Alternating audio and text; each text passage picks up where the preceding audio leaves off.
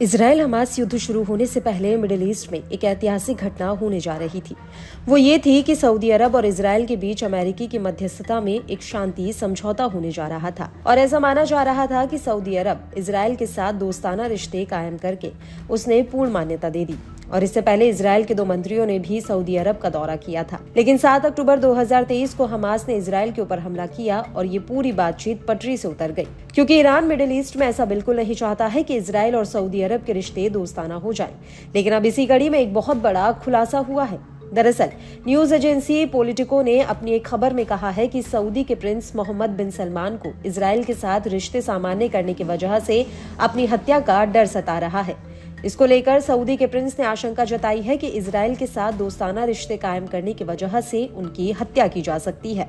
मोहम्मद बिन सलमान ने मिस्र के राष्ट्रपति अनवर सदत का उदाहरण देते हुए कहा कि 1981 में अनवर सादत ने इजराइल के साथ शांति समझौता किया था और इसके ठीक बाद इस्लामी चरमपंथियों ने उनकी हत्या कर दी थी और ठीक वैसे ही मेरी भी हत्या की जा सकती है।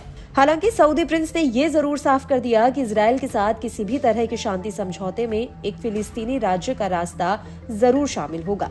लेकिन इजराइल के मौजूदा प्रधानमंत्री लंबे समय से सऊदी अरब के साथ रिश्ते सामान्य करना चाहते हैं, लेकिन वो एक आजाद फिलिस्तीनी देश के खिलाफ हैं। वहीं दूसरी तरफ सऊदी के प्रिंस ने इजराइल के साथ शांति समझौते के बदले अमेरिका से मांग की है कि वो उनकी सुरक्षा सुनिश्चित करने के लिए कड़े कदम उठाए।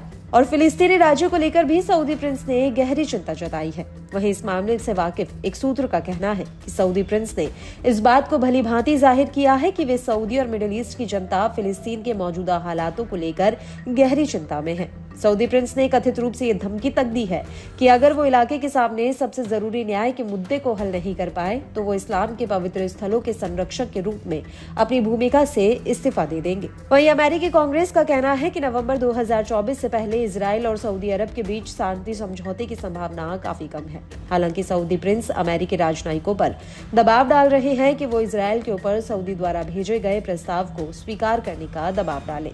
दरअसल सऊदी अरब ने अमेरिका के एक नागरिक परमाणु फैसिलिटी बनाने की शर्त रखी है। इसके बदले में वो इजराइल को पूर्ण मान्यता देने और अपनी सुरक्षा को सुनिश्चित करना चाहते हैं।